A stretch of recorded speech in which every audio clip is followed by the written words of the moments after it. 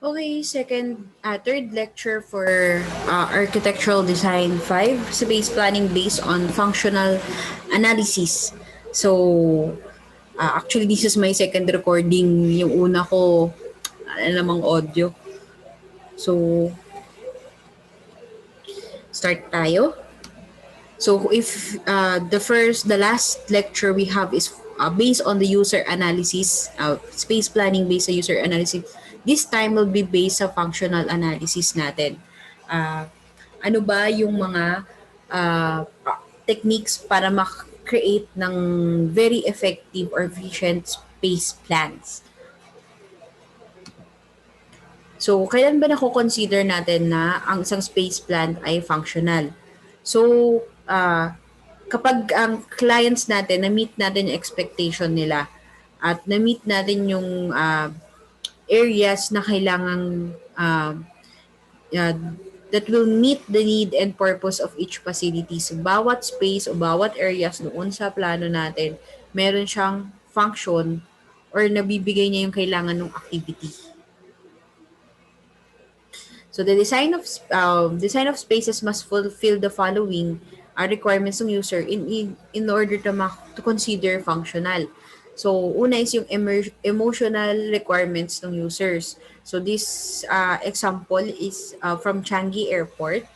So this is a lounging area doon sa airport mismo. This is for the passengers who are going to have transition to from one airplane, one flight to another. So, minsan kasi there are flights na sobrang tagal nung pagitan. Kailangan, imbis na mag-book pa sila, they can use this nap areas. Pwede silang matulog dyan. They have charging stations, and free wifi just using your passport. Kasi mas madaling makakonect. Also this airport has pocket gardens, dito, stores para malibang ka, and also game rooms kung saan para malibang yung mismong nandoon sa loob ng airport. So next is yung cultural requirements ng users. So usually culture ng residential side ng mga Pilipinos in terms of our laundry. Kaya kung naalala nyo sa design 1, I really hate laundry areas that are enclosed. Bakit? Kasi in our tradition, in our culture, we do the laundry outside. So okay lang yung semi-outdoor.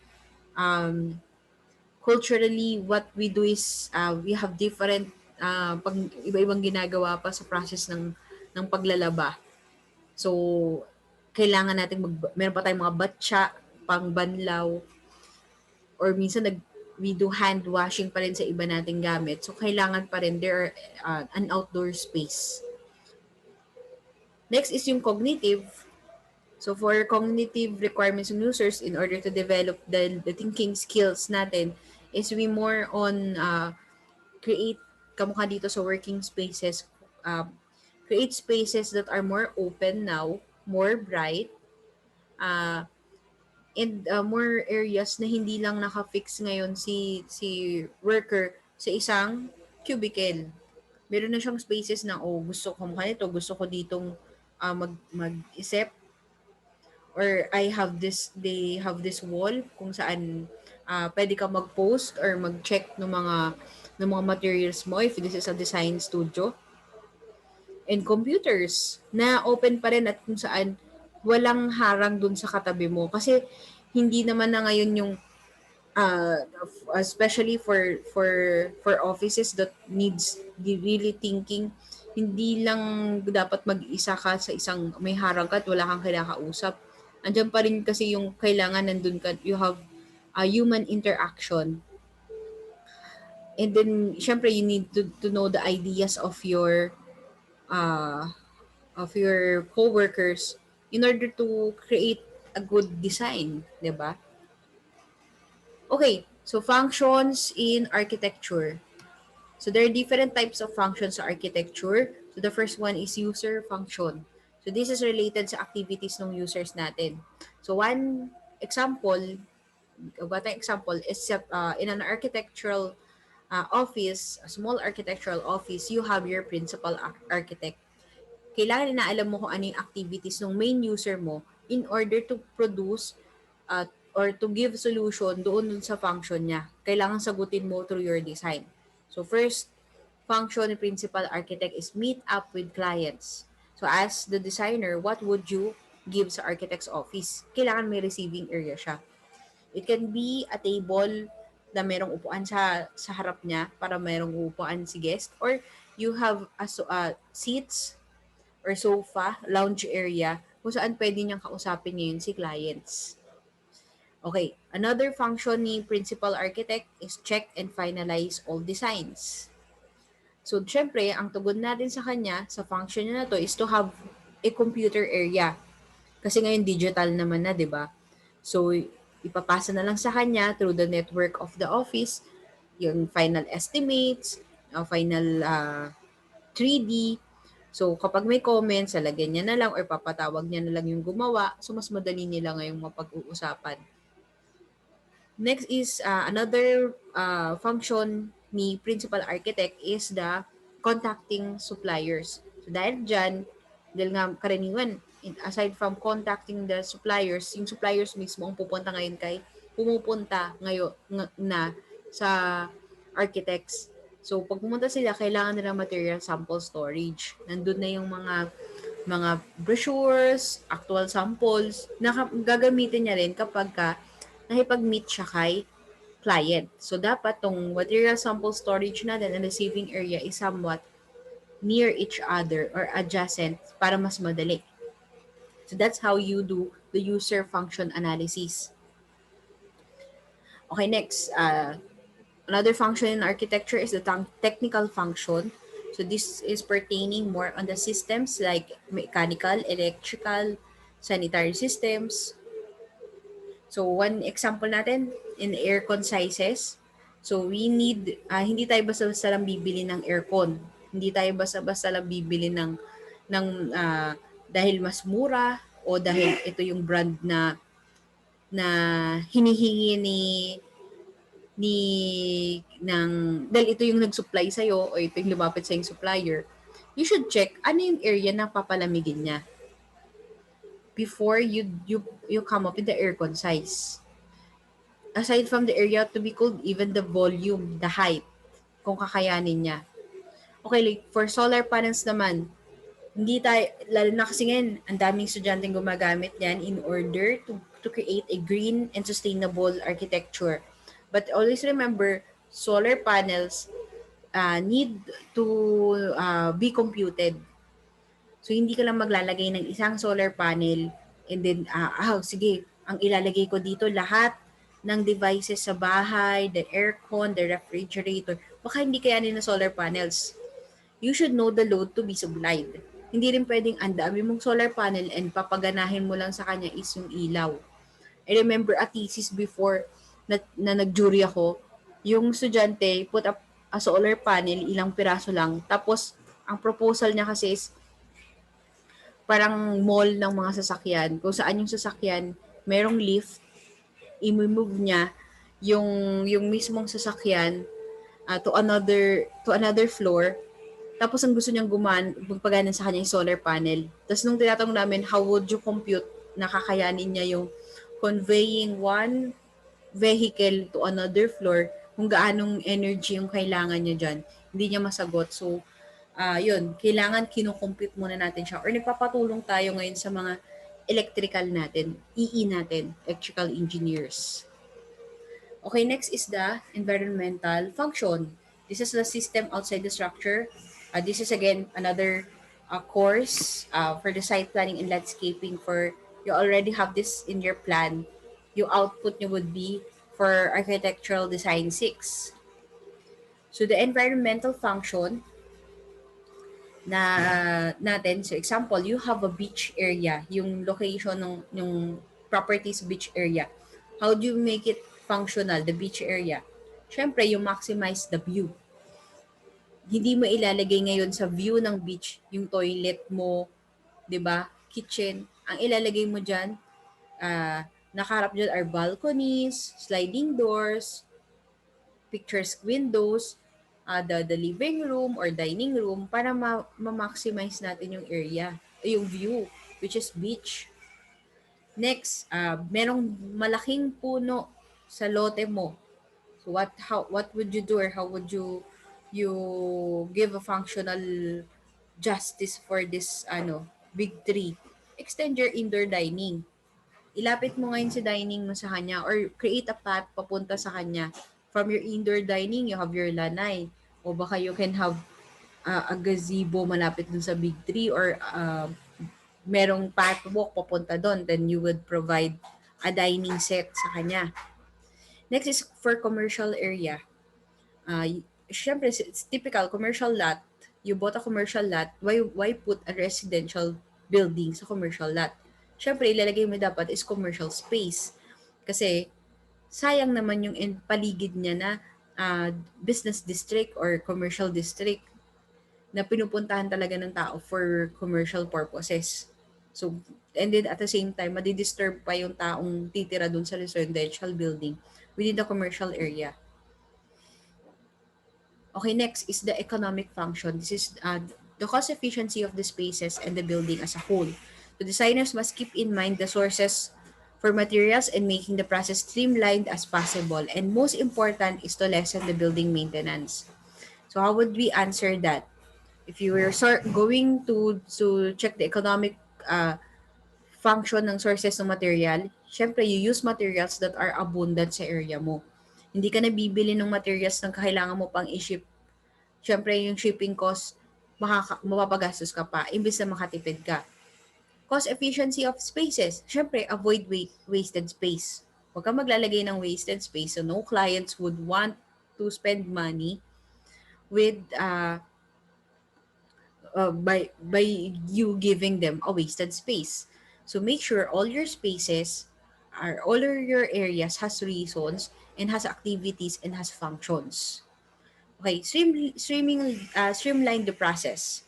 So, avoid lengthy process ng design and build natin. During construction, kung mas mapapadali yung isang project with this process, dun mo na ipatuloy.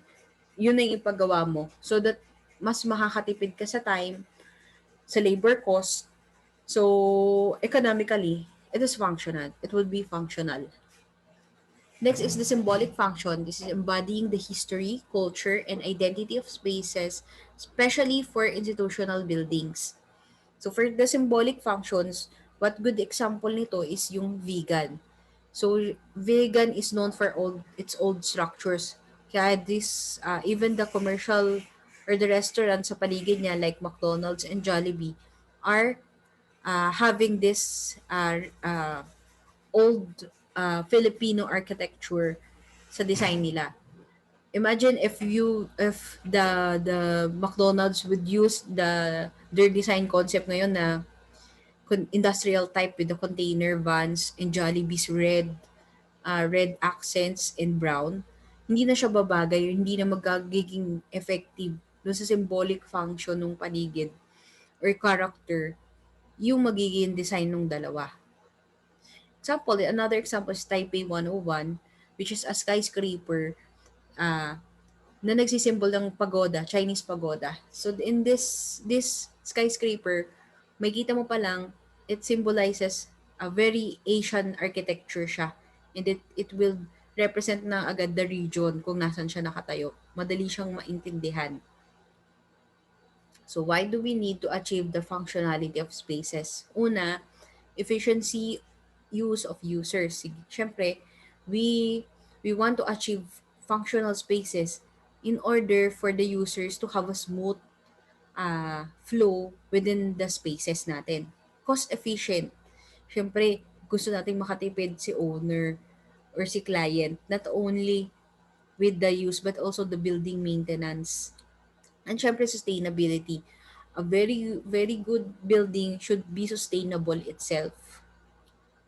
So, how do we achieve these functional spaces? So, unang-una, we need to do the research. We need to to gather the information and know what is the user will precisely need in order to perform an activity properly.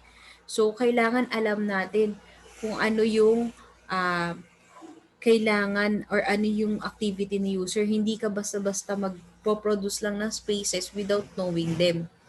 So, example natin is we figure out who is our major user muna.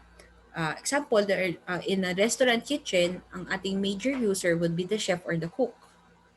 So, we zone the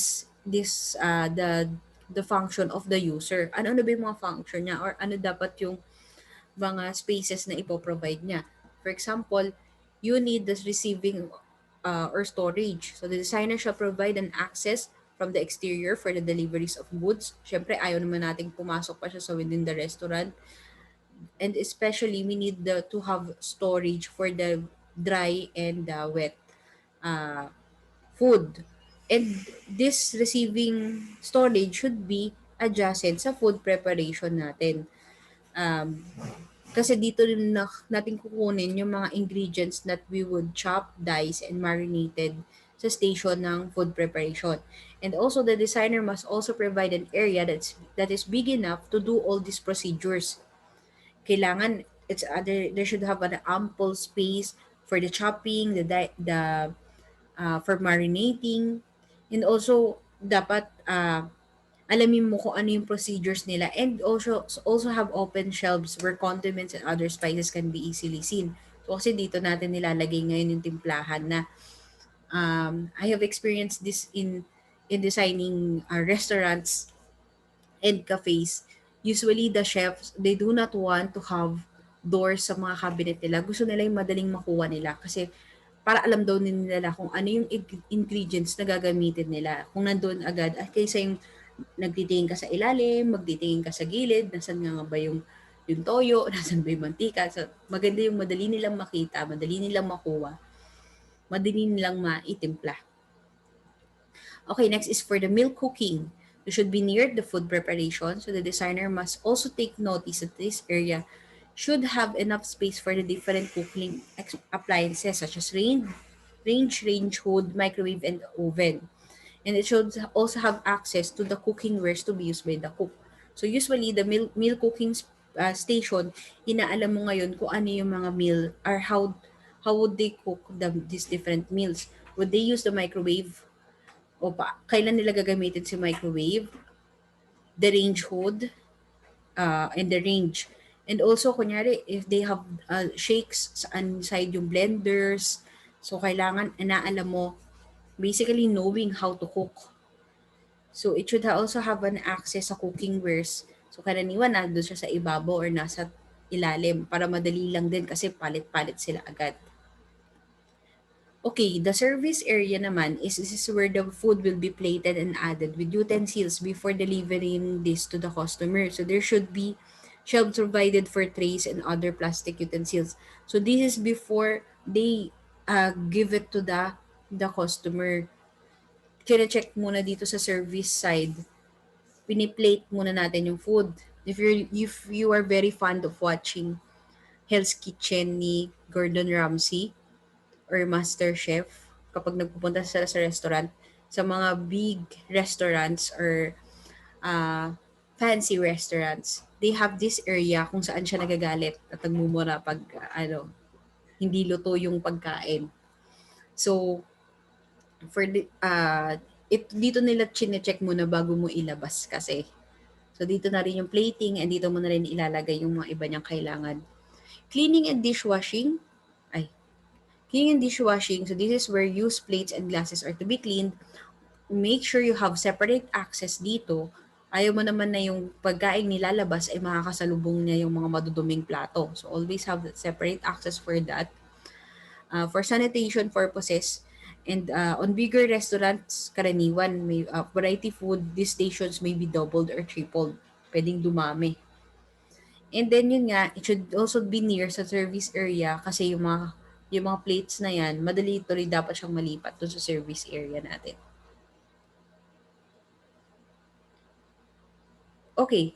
So, psychology and spaces is also related in functional spaces. So, some areas must create Kasi architects are somewhat psychologists din tayo. We try to understand our users. So, in order to give them the functions that they need. So, some areas must create a certain ambience in order to make the users work properly. So, for commercial spaces, spaces must be inviting. It must trick the eyes and mind the occupants to go inside the retail store and buy the goods being sold. So for these spaces, for commercial spaces, dapat ma-attract niya ngayon si user. It should be bright.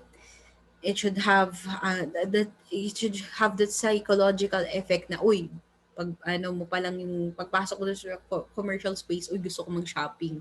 Yun agad yung nasa utak ni user. So, paano mo siya ma-achieve? Provide better lighting, good color palette, and to match the theme of the stores. And syempre, big glass windows to showcase the items.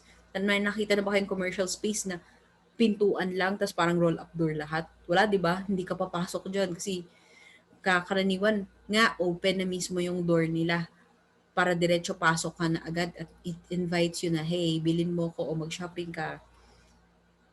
So it also helps in functional psychology on spaces also helps in functional space design in achieving the productivity of occupants. So kunyari open office spaces. So brighter spaces helps workers function properly than the use of confined cubicles. Kung ano sinabi ko kanina. Design also tricks the user's visualization of spaces. Uh, for example, pag small rooms using horizontal patterns, it creates walls na wider and adding up mirrors help you elongate the spaces and also um, make you should have spaces or you should create spaces na mapapaisip or magaganahan ngayon si user in order for them to be productive dun sa activity nila. Hindi yung tipong tatamadin ka pag nandun ka. Kunyari, if you're going to set up your learning space, why not put a simple plant para medyo mabuhayan ka dun sa ginagawa mo? Or make it brighter or mas maliwanag para mas ano ka, masarap maggawa or make it more comfortable for you. I will make it more cooler. So mas magtatagal ka dun sa space mo. Okay, spaces that affects the behavior of users. So example, sa dining area for restaurants, a cafe and fast food, uh, ang setup or the usual interiors of cafes are cozy. It dahil cozy yung dating niya, it relax the users and syempre pag nandun ka, magsistay ka talaga doon. Example, 'di ba sa mga sa beanery, dahil maganda yung interior niya, they use dim lights, wala silang direct light. And then they use the Instagrammable effect na yan nga yung hinahanap ngayon sa mga restaurants. And then yun nga, yung parang marerelax na they use sofas, they use good, nice chairs para magtagal ka doon. And comparing this to fast food chains, ano yung mapapansin nyo? Linear dining, bright lights, syempre pagka maliwanag, ang effect sa inyo na is, kailangan mong bilis ang kain dito. And then it also makes them accommodate more people in a short of period of time. So, syempre, dahil mabilis ka kumain, matatapos ka agad, dahil maraming tao, mahihiya ka na agad, aalis ka. So, kikita si fast food. So, nagkakaroon sila ng ibang effect dun sa behavior ng users based doon sa gusto mong ibigay, lalo na sa interiors mo or sa space plan mo. Okay, for the zones on spaces, it can be based sa function. We use the we zone our spaces. So example, base sa function in an architectural firm. Pwede tayo magkaroon ng design department. Ano na yung mga function ng design department? Dito yung schematic designers for exterior and interior. The working drawing department. So nandito yung details, the approved plan. Ito yung functions nila. And then documentation department. So these are the estimates, specification writers. So that's how we zone based sa function niya. Hindi natin minsan siyempre isasama pa ba sa designer si documentation department, parang magkaiba sila ng trabaho. Si working drawings, though it's related sa documentation, iba pa rin ang focus nila. So zones on spaces based on user access. So ito yung typical na pagzo-zone natin. We use the public, semi-private, and the private. So in an architect's office, ano ba yung public side? The waiting area, lobby, and syempre yung pantry for the workers, for the staff. For the semi-private, yung working space nila. And then for the private side, ito yung general manager's office or principal architect's office. And then syempre yung conference room for closed door meetings. So, ito naman, we zone this, the the the the architect's office based naman sa access. So, in your next plate, you would do this, the zonings and teka lang, balik ako. And flow of these spaces. So I would give you enough time to review this. If you have questions, you can send it sa Google Classroom, sa GC, or private message me, but I would answer sa group chat para hindi pa ulit-ulit yung mga tanungan. So anyways, we will set a synchronous meeting doon for the plate. So you can also ask if you questions regarding this plate. Okay, so malapit na yung ating midterms and we have I think one more lecture and then puro plates na lang tayo for the time being. So habang nagpe-plates kayo, I'm going to check all your within the week siguro sisend ako ng sisend. Weekly magsisend ako. I will catch up with checking. So okay. Bye-bye. Ay, nawala ako.